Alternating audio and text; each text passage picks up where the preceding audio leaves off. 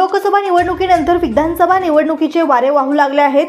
सोलापूर शहर, उत्तर आणि दक्षिण सोलापूर या मतदारसंघासाठी काँग्रेसने नवा कार्ड खेळण्यास सुरुवात केली आहे। काँग्रेसचे माजी आमदार विश्वनाथ चाखोते यांचे पुतणे आणि माजी आमदार बाबूराव चाखोते यांचे नातू सुदीप चाखोते यांनी जोरदार शक्ती प्रदर्शन करत काँग्रेस भवन येथे येऊन उत्तर आणि दक्षिण या दोन विधानसभा मतदारसंघात काँग्रेसकडून उमेदवारी मिळावी अशी मागणी केली आहे। सुदीप चाखोते यांनी माध्यमांसमोर प्रतिक्रिया देताना भाजपावर जोरदार हल्लाबोल केला आहे। सोलापुरात बीजेपी नव्हे तर डीजीपी असा उल्लेख करत सुभाष देशमुख आणि विजयकुमार देशमुख यांना टोला लगावला आहे। दोन्ही देशमुखांनी बीजेपीला डीजीपी करून टाकले आहे। बीजेपी पक्षाला दोन्ही आमदारांनी स्वतःपुरता मर्यादित ठेवल्याने त्यांच्यातील अंतर्गत वाद चव्हाट्यावर आला आहे। त्याबद्दल सोलापूर शहरात बॅनरबाजी सुद्धा सुरू आहे। त्यामुळे सोलापूर शहर आणि जिल्ह्यातील भाजप नाहीशी होईल अशी टीका सुदीप चाखोते यांनी केली आहे। भाजपाच्या दोन आमदारांसमोर काँग्रेसचे चॅलेंज। उत्तर सोलापूर आणि दक्षिण सोलापूर या मतदारसंघात कन्नड भाषिक समाजाचे मताधिक्य जास्त आहे। त्यामुळे काँग्रेसने कन्नड बोली भाषेचा उमेदवार समोर करत भाजपाच्या दोन आमदारांना धक्का दिला आहे। दक्षिण सोलापूर मतदारसंघात 10 वर्षांपासून भारतीय जनता पार्टीचे सुभाष देशमुख आमदार आहेत, तर उत्तर सोलापूर विधानसभा मतदारसंघात भाजपाचे विजयकुमार देशमुख 20 वर्षांपासून आमदार आहेत। दोन्ही मतदारसंघात काँग्रेसला तगडा उमेदवार द्यावा लागेल। त्यामुळे सोलापूर शहर उत्तर मतदारसंघात लिंगायत समाजाचे नेते, काँग्रेस सेवादल यंग ब्रिगेडचे प्रदेशाध्यक्ष सुदीप चाखोते यांना उमेदवारी देण्यात यावी अशी मागणी काँग्रेसचे माजी आमदार विश्वनाथ चाखोते यांनी केली आहे। मतदारसंघ हा भाजपचा गड मानला जातो। गेल्या 20 वर्षापासून आमदार आहेत तर आज तुम्ही उमेदवारी अर्ज भरलेला आहे, काय सांगाल? काँग्रेसकडनं एक ताकद जीवन भाषणामध्ये देखील उल्लेख केलेला आहे। उत्तर शहर उत्तर हा काँग्रेसचा बालेकिल्ला होता, आहे आणि पुढेही राहील। उत्तरमध्ये भाजप बालेकिल्ला असं वगैरे काय नाही, ते बीजेपी नाही आहे, फक्त डीजेपी म्हणून राहिलेलं आहे। उत्तर असो किंवा दक्षिण दोन्ही हे डीजेपी राहिलेत, देशमुख जनता पार्टी झालेलं आहे। भाजपाचा आता आपण बघितलं असेल अंतर्गत त्यांच्या विरोधामुळेच तिथं भरपूर नवीन उमेदवार तयार झालेले आहेत।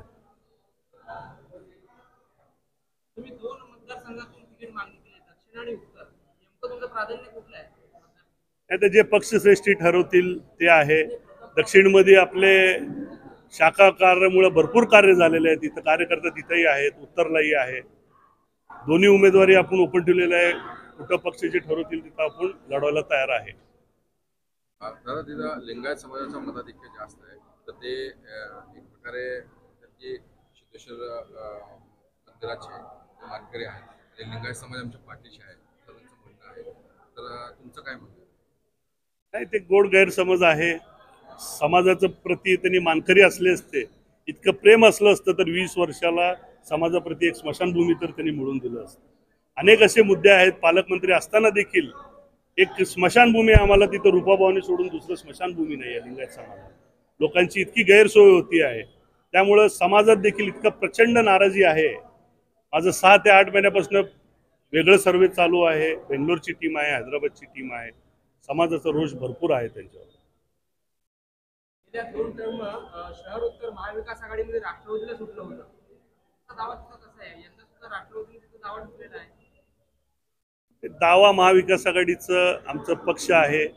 निश्चितच राष्ट्रवादीचं आपल्याला माहिती आहे की मागच्या 2 टर्मला डिपॉझिट जप्त झालं होतं, तरी काँग्रेसचा तिथं बेद साहेब होते, माझे आजोबा बाबूराव चाखोते होते, 52ला आपले हुतात्मा मल्लप्पा दनशेट्टी होते, म्हणजे 14 पैकी 7 टर्म तिथं काँग्रेसचा आमदार झालेला आहे।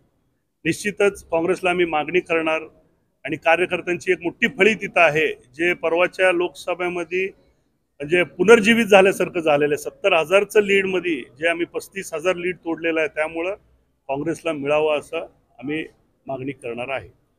यंदाच्या लोकसभा निवडणुकीत 35,000 मतं जे वजा झाले, म्हणजे गेल्या वेळेस 70 होतं, त्यांनी 1 लाखाचं लीड द्यायचं म्हणत होतं, यावेळेस 35वर आलं, तर त्याच्या मागचं कारण काय? कारण मुळात तेच आहे, भाजप तिथं अत्यंत निष्क्रिय आहे। तिथले आमदार आता आजचं चांगलं दिवस आहे, मी जास्त टीका टिप्पणी करत नाही, म्हणजे जे 20 वर्ष असलेल्या आमदारांनी म्हणावं की नाही काम होत नाही, प्रशासक मला सहकार्य करत नाही, इथले जे अधिकारी आहेत ते मला सहकार्य करत नाही, त्यामुळं तिथं रखडलेलं आहे। रस्ते चांगले नाहीत, ड्रेनेज नाही, पाणीचं प्रॉब्लेम आहे, त्यामुळं स्वतः मतदार होऊन यावेळेस बदल पाहिजे, ताईला आम्ही निवडून आलं तर खालची पूर्ण फळी ही आपोआप बदलून जाईल असं या अपेक्षाने लोकांनी स्वतः जनतेने यावेळेस इलेक्शन हातात घेतलेलं आहे. बीजेपी म्हणण्याऐवजी डीजीपी म्हणलंय, काय ते डीजीपी म्हणजे काय? डीजेपी म्हणजे दोन्हीकडे ते देशमुख जनता पार्टीमध्ये उरलेलं आहे. त्यांच्या पक्षातले जे कट्टर म्हणा किंवा जे मांडणारे आहेत त्यांनी म्हणतात आमचं काही चालत नाही, या दोघांपुरताच पक्ष राहिलेला आहे आणि या दोन्ही उमेदवाराला तिथले स्वतः त्यांचे लोक कंटाळलेले आहेत. विजय कुमार देशमुख यांचे चिरंजीव जर समोर आले तर कसे राहणार लढत?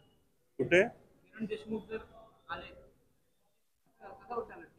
देशमुख आता मालकांचंच म्हणाले तिकीट फायनल नाही म्हणून, आता त्यांचे चिरंजीव तर लई लांबची गोष्ट आहे. परवाच त्यांचं काहीतरी सर्वे पोल, अंतर्गत सर्वे पोल बघितलं होतं, त्याच्यातच मला वाटतं चालू आमदार 3ऱ्या नंबरवर काहीतरी आहेत. मग मुलाचं तर आता प्रश्नच लांब राहिला. यंदाच्या विधानसभा निवडणुकीत जे आहे भाजपचे जे 5 आमदार आहेत सोलापूर जिल्ह्यात, त्यांचं म्हणजे थोडं साफ होईल असं म्हणणं आहे. नाही, पूर्ण यावेळेस मतदारसंघचं चित्र बदलणार आहे.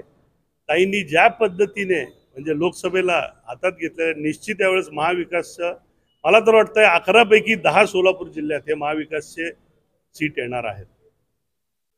बंधुप्रेम न्यूज चॅनलला लाईक, सबस्क्राईब व बेल आयकॉन दाबायला विसरू नका. धन्यवाद.